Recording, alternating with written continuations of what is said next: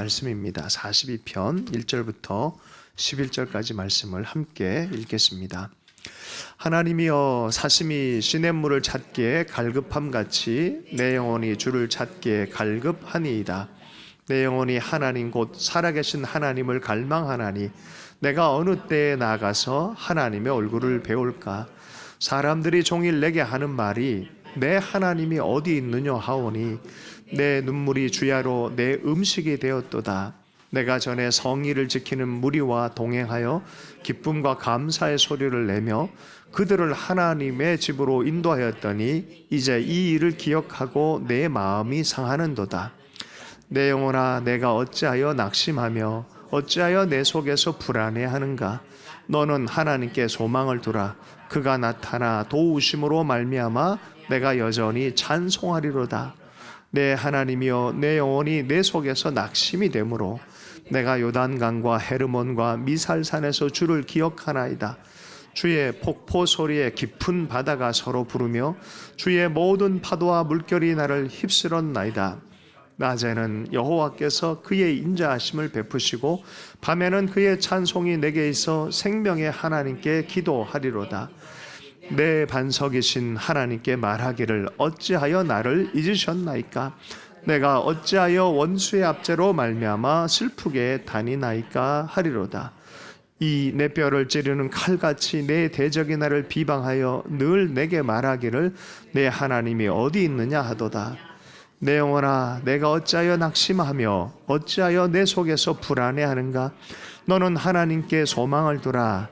나는 그가 나타나 도우심으로 말미암아 내 하나님을 여전히 찬송하리로라. 아멘.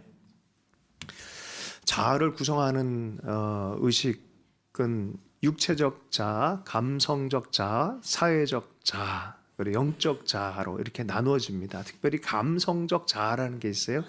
내가 느끼는 나가 정말 크게 느껴요. 한국인은 특별히 더 그렇습니다. 그래서 감정이 상하면 참 모든 일이 어려워지는 것 같아요. 오늘 그런 시편이에요. 정말 감정이 너무너무 힘들고 내 뼈를 찌르는 칼같이 내 대적이 나를 비방하니 이럴 때 하나님의 사람들이 어떻게 살았는지 하나님을 바라보고 찬양하기 위해서 어떻게 했는지 오늘 답이 있어요. 1절에 보면은 하나님이여 사슴이 시냇물을 찾기에 갈급함같이 내 영혼이 주를 찾기에 갈급하니이다. 하나님을 찾기 시작한다는 것입니다.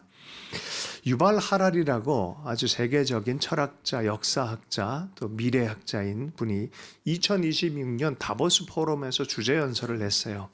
AI에 관해서 연설을 했습니다. 어마어마하더라고요. AI 시대. 굉장하죠. 여러분 AI로 사용하세요? 제가 설교를 4페이지를 작성을 한 다음에요.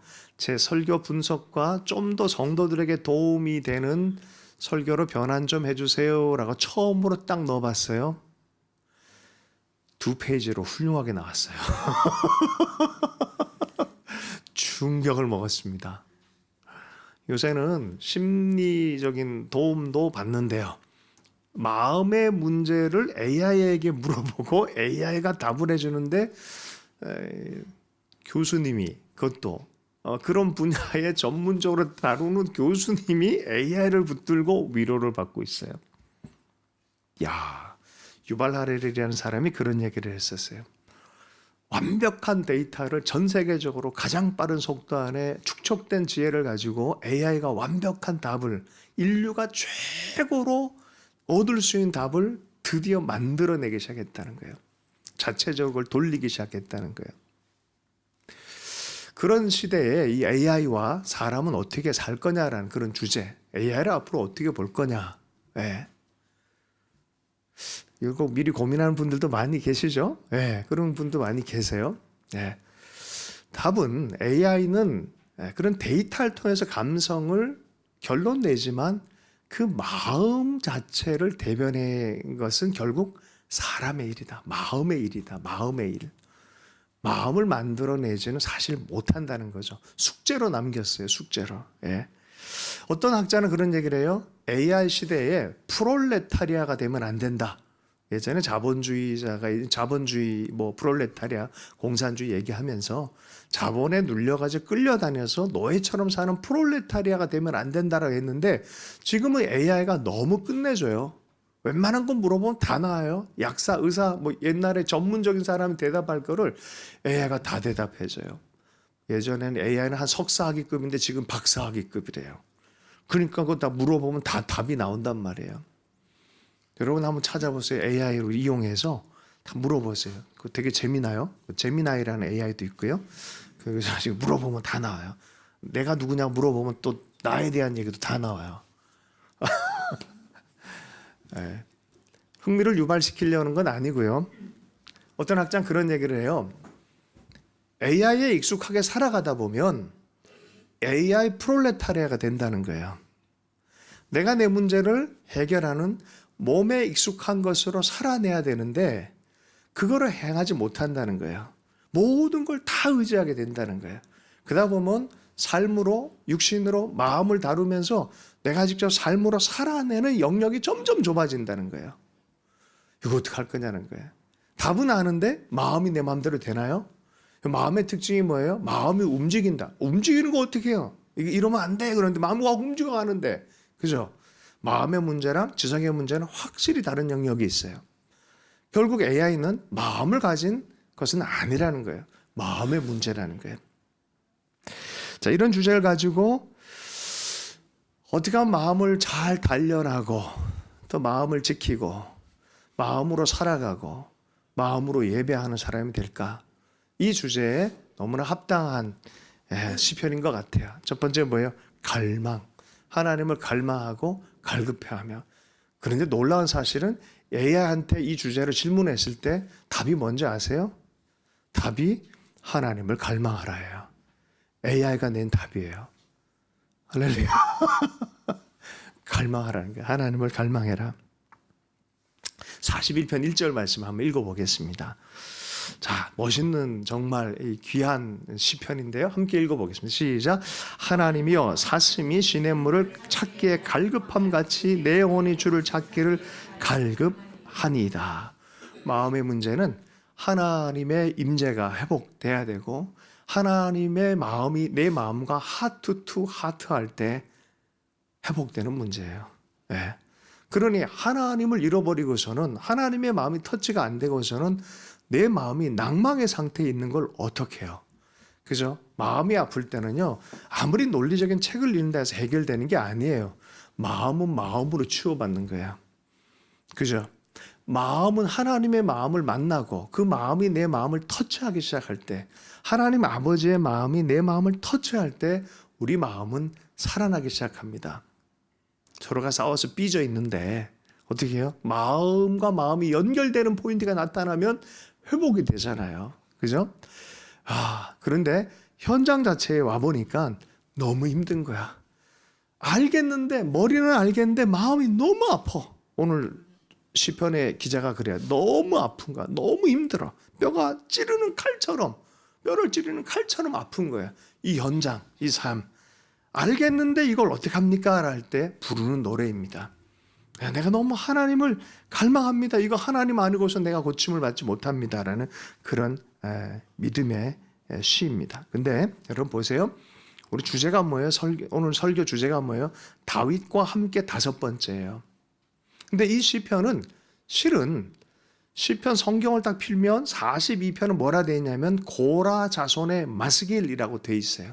고라 자손의 마스길, 교훈이라고 되어 있어요. 이거 다윗과 함께인데 왜 고라 자손의 마스길이 나올까요?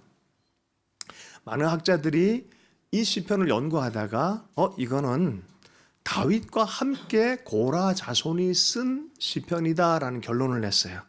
초기에는 이거는 사울의 핍박을 받아서 내쫓김 당할 때 썼다는 칼빈이라는 분 그런 식으로 해석을 했는데 후대 학자들이 점점 연구를 하다 보니까 이거는 압살롬한테 쫓길 때 왕궁에서 쫓겨나고 예배 현장들도 막 이렇게 어려운 가운데 있을 때 쓴 것이다 라는 쪽으로 많이 기울어졌습니다.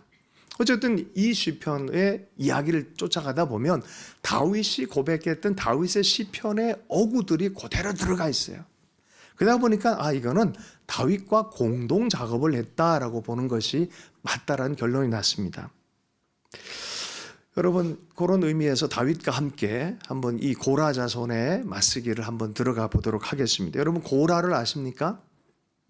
고라가 누구일까요? 민수기 16장을 보면은 고라가 나옵니다.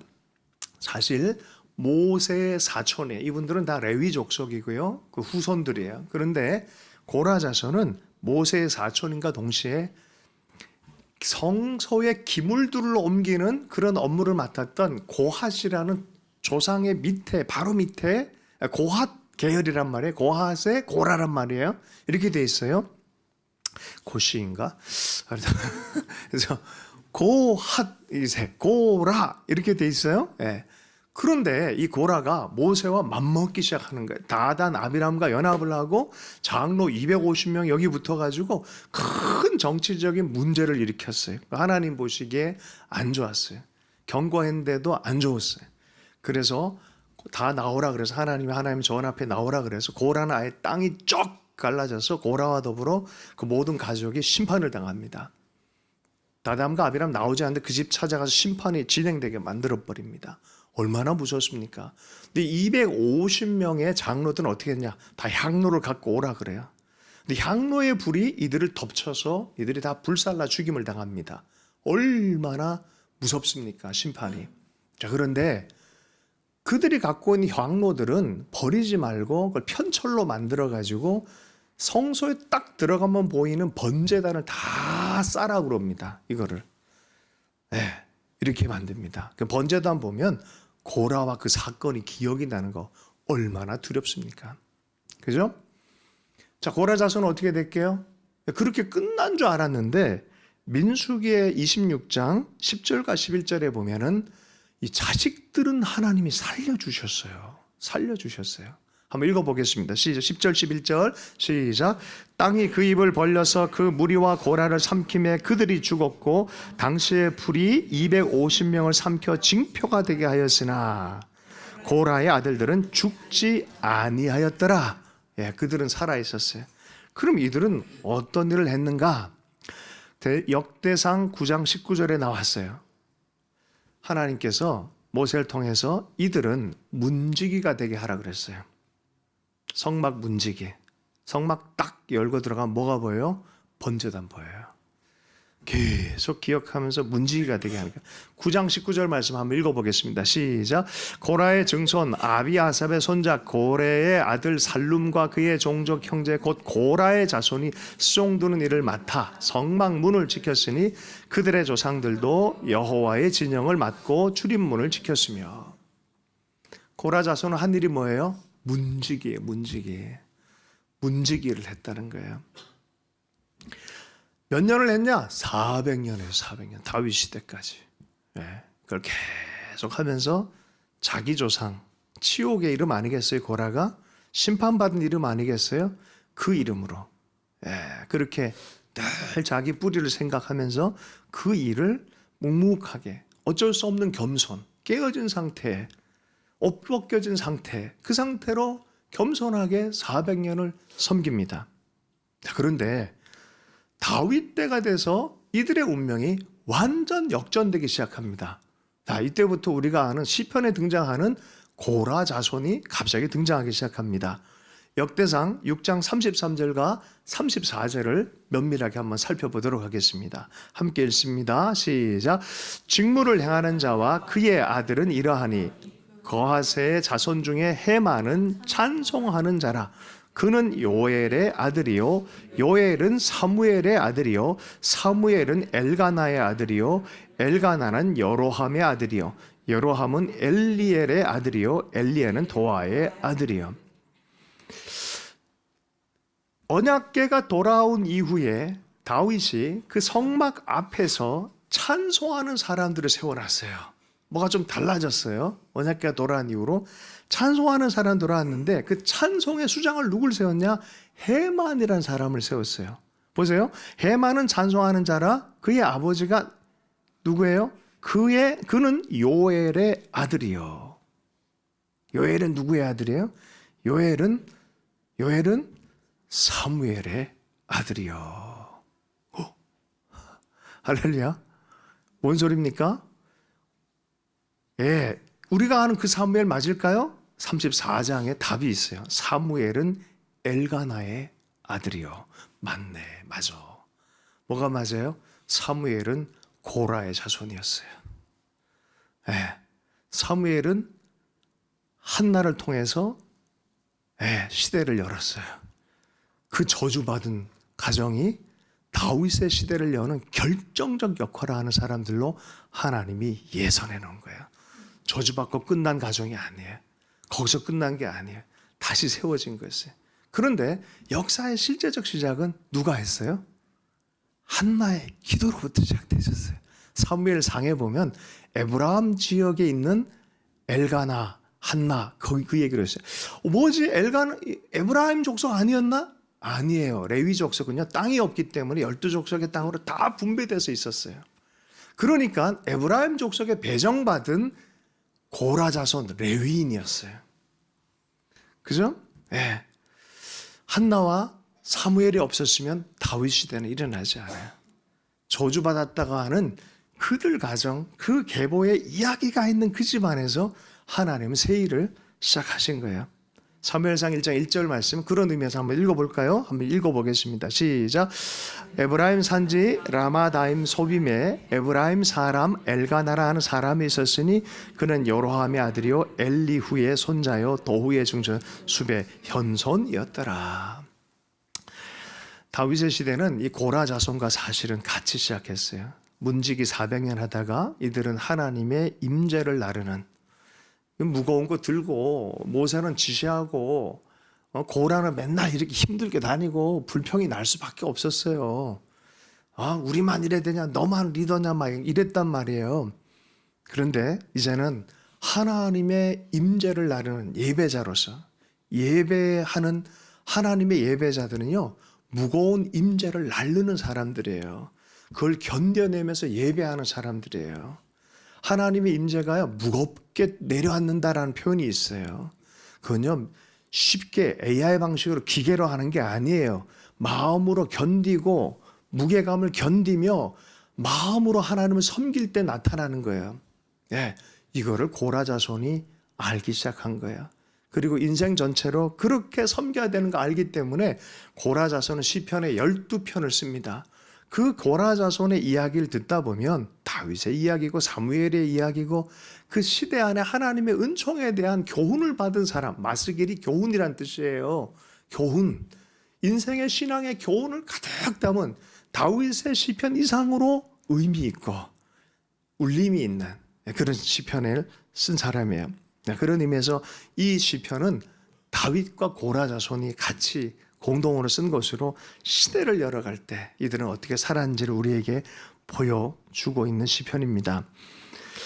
고라 자손은 문지기를 섬기면서 때를 따라 하나님을 섬기는 순전한 마음으로 있을 때 결국 회복의 길을 보았습니다. 다윗은 쫓겨나고 외면당하고 상처 입고 갈라짐을 당하고 하는 그런 시간 안에 여전히 하나님을 바라보고 찬송함으로 그 긴 호흡에 하나님을 만나요. 결국은 승리하게 하실 하나님, 결국은 나타나서 도우시는 하나님을 경험하기 시작합니다. 그런데 이들의 회복은요, 공통점이 있어요. 뭔지 아십니까? 끊임없는 기도와 예배의 자리입니다. 찬송의 자리입니다. 나는 하나님을 여전히 찬송하리라. 나는 하나님을 여전히 찬송하리라. 이거는 지금 보이는 환경의 메인 찬송이에요. 그거 이유 좋을 때는 찬송하지만 어려울 때는 우리는 찬송 못해요. 때마다. 그러나 성경 전체를 보면 그럴 때도 하나님은 하나님시다 하면서 찬송하기 시작하므로 인생이 변하고 역사가 변하고 하나님이 강력하게 쓰시는 도구로 사용하는 것을 보기 시작합니다. 여러분 보세요. 아무도 이런 노래를 하지 않았는데 이들은 이런 얘기를 했어요. 84편 고라 자손의 시거든요. 한번 읽어보십시다. 84편 1절의 말씀이에요. 함께 읽겠습니다. 시작. 만군의 여호와여, 주의 장막이 어찌 그리 사랑한지요. 할렐루야. 주님의 장막, 그 섬기는 그 일 얼마나 좋은지요. 하나님을 예배하고 기뻐하는 것, 교훈을 많이 얻은 사람들이 이게 나의 진짜 즐거움이다라고 고백할 수밖에 없어요. 어쩌면 이거 얻어내려고 우리 인생 전체 불 지나고 물 지나는 것 같아요. 자, 이들도 경험했어요. 400년을 경험했고 자기 인생으로 경험했어요. 6절 말씀 같은 시편의 6절입니다. 함께 읽겠습니다. 시작. 그들이 눈물 골짜기로 지날 때 그곳에 많은 샘이 있을 것이며 이른 비가 복을 채워주나이다. 여전히 예배하는 자에게는 눈물 골짜기를 지날 때도 결국은 복된 샘이 될 것을 믿는다는 거예요. 이른 비가 복을 채워줄 것을 믿는다는 거예요. 이건 경험한 사람만 노래하는 거예요. 할렐루야. 네, 여러분도 이것이 마음 깊은 것으로 이 노래를 부를 수 있는 여러분 될 수 있기를 축복합니다. 그래서 AI한테 질문했어요. 그래서 너는 이걸 통해서 내가 준비한 4페이지 설교를 통해서 너는 뭐를 한마디 주겠냐 했더니 딱 줬어요. 오늘 우리에게 주는 교훈, 하나님을 갈망하라. 하나님을 갈망하라. AI의 말투나 이론 이런 것에 분석하는 것에 이론적으로 머리만 쓰지 말고 AI는 눈물을 대신해 줄 수 없다는 거예요. AI의 말에 이 말 자체로 해결할 수 있는 게 많이 없다는 거예요. 마음을 잘 보호하는 시대가 돼야 된다는 거예요. 그래서 인생은 더 중요한 것은 마음을 어떻게 지키느냐가 정말 중요한 시대가 지금이 됐다는 거예요. 여러분 마음을 지킬 수 있는 여러분 되길 축복합니다. 데이터는 정확하지만 위로를 받을 수가 없어요. 우리 심령에 하나님의 성령이 터치하지 않으면 받을 수가 없어요. 다윗도 그랬고 한나도 그냥 그 서러움과 슬픔 안에 내몰림 안에 오해당함 안에 울면서 하나님의 위로를 받았습니다. 사무엘도 마찬가지였습니다. 여러분 긴 호흡으로 하나님을 신뢰할 수 있기를 원합니다. 어저께 우리 김강호 목사 때문에 또 붙들려 갔어요. 북한 지체들 하나원에서 나온 3개월 훈련하고 이제 사회화되어지는 그런 첫날 일일 부흥회처럼 이렇게 있었습니다. 여전히 참 울리는 감동이 있었어요. 그 자매들 중에 한 명이 그런 얘기를 했었다고 그랬잖아요. 탈북해서 남한에 왔는데 너무 잘했습니다. 너무 잘했고 남한에서 많은 좋은 곳 경험하십시오. 누리십시오. 그런데 여러분 조금 있다가 여러분들은 반드시 해야 될 게 있습니다. 그게 뭐냐 그랬더니 탈남하셔야 됩니다. 마음이 탈남하지 않으면 절대로 하나님 나라를 추구하지 못할 겁니다.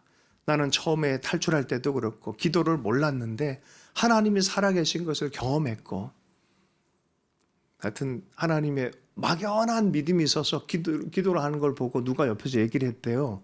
너 기도할 줄 아냐? 너 하나님 아냐? 얘기하는데 자기가 못하는 가르쳐줬대요.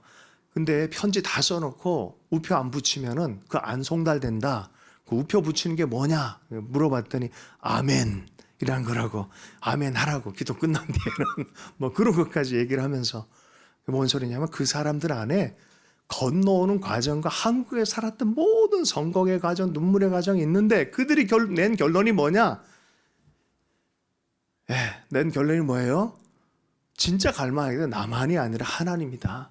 결국 하나님이 우리로 하여금 살게 하지 어떤 환경이 아니다라는 거야. 그러면서 우리가 얘기했으면 안 들을 텐데요. 탈북한 지체들이 그런 얘기를 하니까 우리 남한 지체들도 마음이 뜨거워졌어요. 예전에 통일 대박이라는 얘기를 많이 했잖아요. 철저하게 계산되어진 거. 야, 서로 이익이 되니까 통일하자. 아니요, 그거 이익 수준에서 멈추면요 더 못 갈 것 같아요. 그죠? 하나님의 마음을 받고 하나님의 사랑을 받고 복음 안에서 해석해야 돼요. 아니 복음을 받은 사람인데 어떻게 우리가 이렇게 살 수 있을까? 예수 그리스도의 사랑을 전하며 살아야 되고 섬기며 살아야 되는데 왜 이거를 정상이라고 생각할까? 복음 안에서 생각하는 저들도 마음의 위로를 받고 치유를 받고 함께 일어나서 예배해 그 임재를 경험해야 되지 않을까 하는 근본적 부르심을 그들이 하고 있더란 거예요.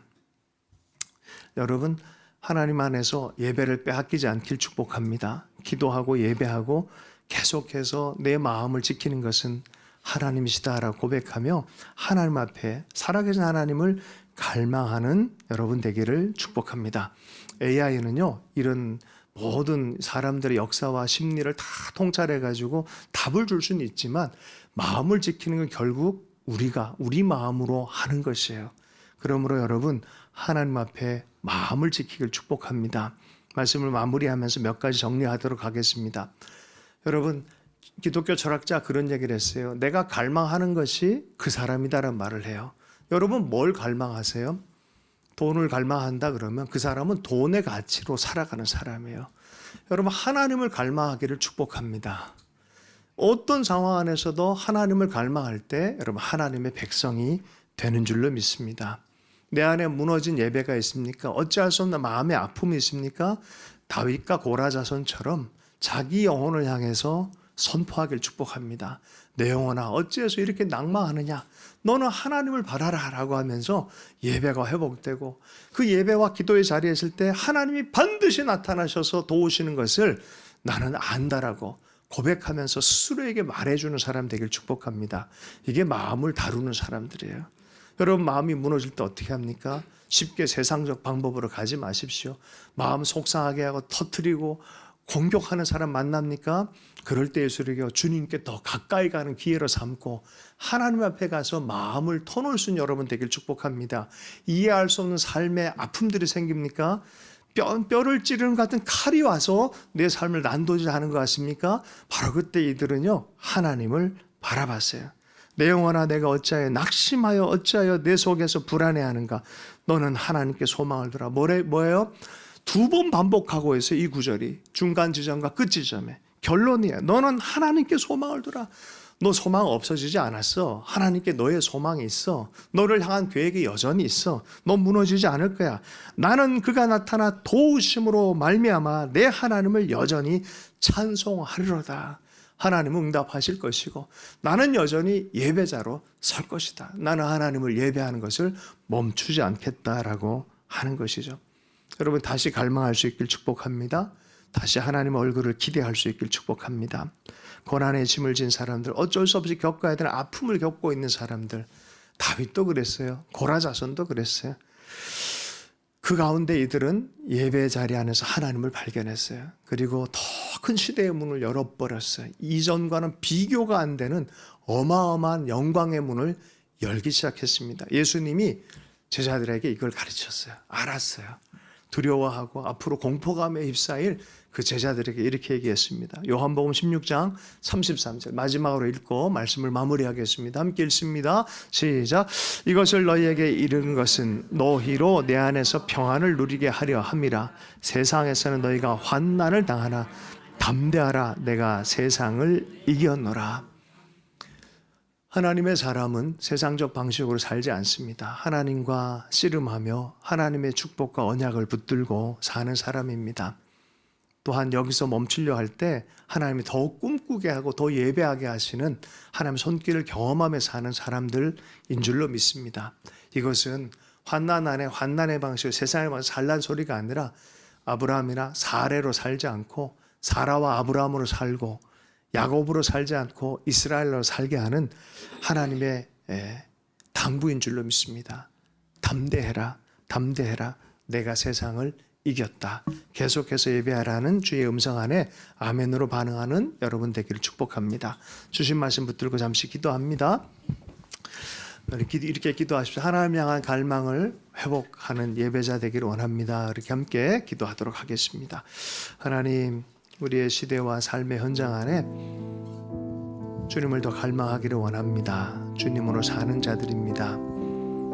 어렵고 힘든 마음과 환경 안에 있을지라도 하나님을 바라고 예배하는 자에게 주님 반드시 나타나셔서 소망을 둔 자에게 나타나셔서 도우시고 우린 계속해서 예배자의 길을 걸어갈 것을 확신하며 노래했던 이 고라와 다윗처럼 하나님의 고라 자손의 그 시편처럼 우리의 현장도 그렇게 살아갈 수 있기를 원합니다.